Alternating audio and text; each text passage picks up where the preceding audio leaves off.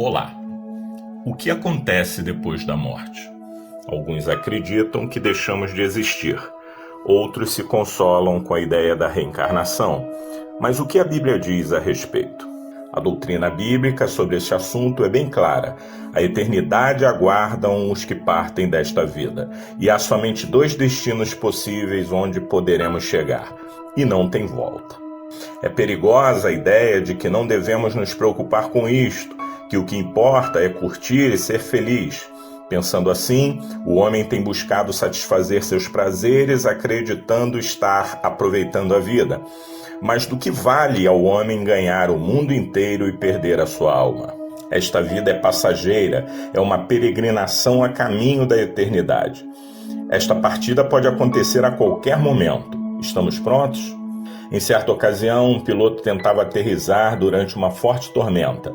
Apesar de todo o seu esforço, a aeronave chocou-se na pista. Somente algumas pessoas escaparam com vida. Entre os passageiros, haviam 4 amigos e um deles, prevendo que tudo terminaria em tragédia, disse: "Bem, turma, até a vista, nos veremos no inferno." Segundos mais tarde, ele estava morto. O que esse homem fez em seus últimos segundos de vida foi apenas zombar da morte e do inferno. Muitos não verbalizam assim, mas vivem como se estivessem zombando desta eminente realidade. A Bíblia é a palavra de Deus e ela nos confirma a existência do inferno. Ali será o destino de todos os que não põem sua fé em Jesus e em sua obra salvadora. Jesus disse que no inferno o fogo que arde jamais arrefece, os vermes devoradores não morrem e as chamas nunca se apagam. Ali haverá choro e ranger de dentes. Muitos reconhecerão a veracidade da palavra de Deus quando for demasiadamente tarde, pois após a morte segue-se o juízo, e então não haverá mais tempo para arrependimento. Temos apenas esta curta vida para reconhecer a Deus como Criador e Salvador. Jesus disse: em verdade vos digo, quem ouve a minha palavra e crê naquele que me enviou, tem a vida eterna. Não entra em juízo, mas passou da morte para a vida. Desta vida não levaremos nada material, bens, fama, sucesso, dinheiro, tudo isso ficará por aqui, pois na eternidade estas coisas não têm nenhum valor.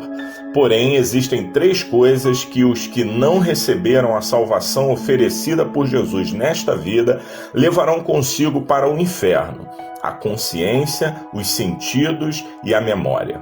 A história do rico e Lázaro nos fala sobre isso.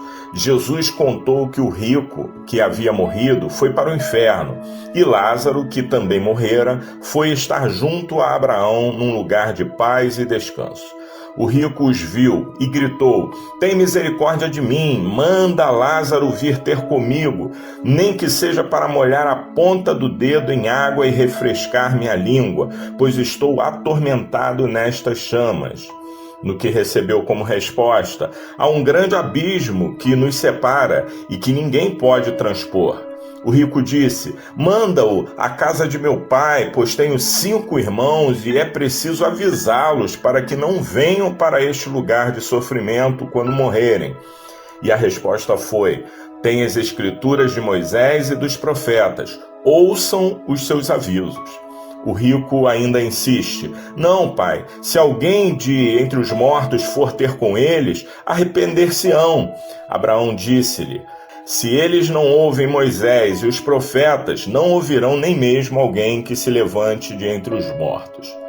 Essa história nos dá a ideia do que será uma eternidade sem Deus. Nos mostra que a tormenta e a dor estarão juntas por toda a eternidade. As pessoas se lembrarão dos avisos que tiveram, das oportunidades desprezadas e até zombadas. O corpo morre, mas a eternidade nos aguarda. Será que vale a pena mergulhar nos prazeres desta vida sem considerar a eternidade e depois da morte se deparar com esta realidade cruel e irreversível?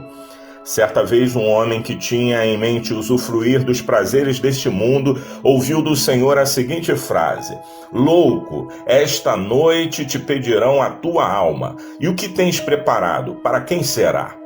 E a pergunta que eu faço é: onde você passará a eternidade? Volte-se para Deus, arrependa-se de seus pecados, receba o Filho de Deus como seu Salvador e esteja pronto para viver uma vida eterna com Deus. Não brinque com isso, você ainda tem tempo, a oportunidade está diante de você. Buscai ao Senhor enquanto se pode achar, invocai-o enquanto está perto. Graça e paz.